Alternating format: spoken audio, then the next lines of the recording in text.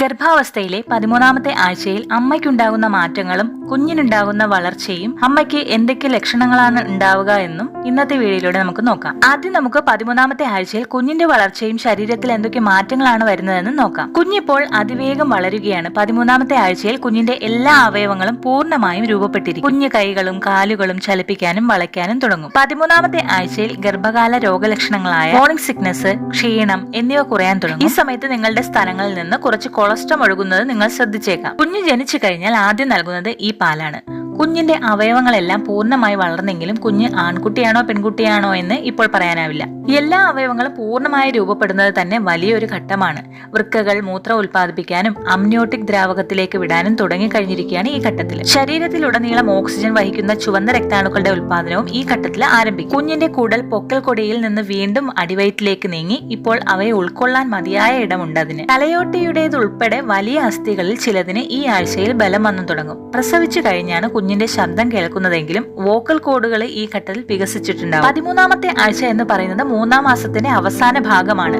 ഏകദേശം പീച്ച് പഴത്തിന്റെ അത്രയുമായിരിക്കും ഇപ്പോൾ നിങ്ങളുടെ കുഞ്ഞിന്റെ വലിപ്പം. ഇനി ഗർഭിണികളിൽ ഉണ്ടാകുന്ന ലക്ഷണങ്ങൾ എന്തൊക്കെയാണെന്ന് നോക്കാം. ല്യൂക്കോറിയ എന്ന് പറയുന്ന വ്യക്തമായ പാൽ നിറത്തിലുള്ള ഡിസ്ചാർജ് ഗർഭാവസ്ഥയുടെ ഈ ഘട്ടത്തിൽ വർദ്ധിച്ചേക്കാം. ഇത് നിങ്ങളുടെ വജൈനയിൽ അണുബാധയും അതുപോലെ ചൊറിച്ചിലും ഉണ്ടാക്കും. ഇത് കൂടുതലാണെങ്കിൽ പാന്റി ലൈനറുകൾ വലിയ സഹായകമാകും. നിങ്ങൾക്ക് ഡിസ്ചാർജിന് തവിട്ട് നിറമോ ദുർഗന്ധമോ ഉണ്ടെങ്കിൽ തീർച്ചയായിട്ടും ഡോക്ടറെ കാണാൻ ശ്രദ്ധിക്കുക. അതുപോലെ ഈ ഘട്ടത്തിൽ സെക്സ് ഡ്രൈവ് മാറും. ഗർഭാവസ്ഥയിൽ പല സമയങ്ങളിൽ ലൈംഗിക ബന്ധത്തോടുള്ള ആസക്തി വർദ്ധിക്കുകയും കുറയുകയൊക്കെ ചെയ്യാം.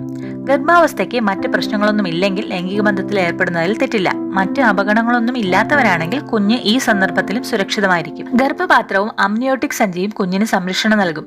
നിങ്ങൾക്ക് വേവലാതി ഉണ്ടെങ്കിലോ ഇതിനെക്കുറിച്ചോ മറ്റെന്തെങ്കിലും ചോദ്യങ്ങൾ ഉണ്ടെങ്കിലോ നിങ്ങളുടെ ഡോക്ടറുമായിട്ട് സംസാരിക്കണം. മുൻപ് ഗർഭം അലസലുണ്ടായിട്ടുണ്ടെങ്കിൽ അല്ലെങ്കിൽ മാസം തികയാതെയുള്ള പ്രസവത്തിന് സാധ്യതയുണ്ടെങ്കിൽ ലൈംഗിക ബന്ധത്തിൽ നിന്ന് വിട്ടുനിൽക്കാൻ വേണ്ടി ശ്രദ്ധിക്കുക. അതുപോലെ മറ്റൊന്നാണ് നെഞ്ചെരിച്ചില്. കുഞ്ഞ് ഒരു സ്ഥാനത്ത് നിന്ന് അടുത്ത സ്ഥാനത്തേക്ക് മാറുമ്പോൾ ഗർഭപാത്രം വളരുന്നതനുസരിച്ച് വയറ്റിൽ സമ്മർദ്ദം ചെലുത്തുമ്പോൾ നെഞ്ചെരിച്ചിലും ദഹനക്കേടും ഗർഭകാലത്തുണ്ടാകും. ഗർഭാവസ്ഥയിലെ ഹോർമോണുകൾ നിങ്ങളുടെ വയറിന്റെ മുകൾ ഭാഗത്തുള്ള പേശികൾക്ക് വിശ്രമം നൽകുകയും ആമാശയത്തിലെ ആസിഡ് അന്നനാളത്തിലേക്ക് കയറാൻ അനുവദിക്കുകയും ചെയ്യും. ഇത് നെഞ്ചെരിച്ചിലുണ്ടാക്കും. അമിതമായി ഭക്ഷണം കഴിച്ചാൽ ഇത് സംഭവിക്കാനുള്ള സാധ്യത കൂടുതലാണ്.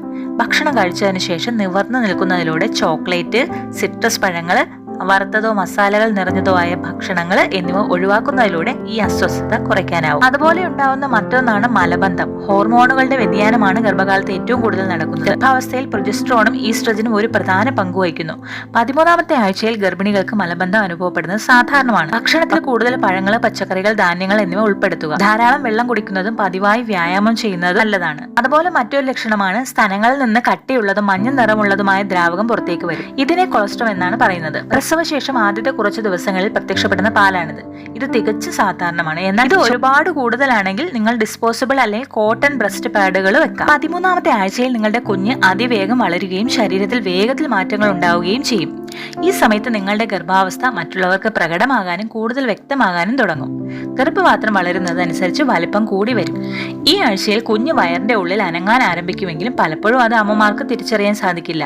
16 മുതൽ 20 ആഴ്ച എത്തുമ്പോഴാണ് കുഞ്ഞിന്റെ അനക്കം അറിയാൻ സാധിക്കുന്നത്. അപ്പോൾ ഇത്രയുമാണ് 13ാമത്തെ ആഴ്ചയിൽ അമ്മയ്ക്കുണ്ടാകുന്ന മാറ്റങ്ങളും കുഞ്ഞിനുണ്ടാകുന്ന മാറ്റങ്ങളും ഗർഭാവസ്ഥയിൽ നിങ്ങൾക്കുണ്ടാകുന്ന ലക്ഷണങ്ങളും. ഈ വീഡിയോ ഇഷ്ടമായ ലൈക്ക് ചെയ്യാനും സബ്സ്ക്രൈബ് ചെയ്യാനും മറക്കരുത്. മറ്റൊരു വീഡിയോയിൽ കാണുന്നതുവരെ ബൈ.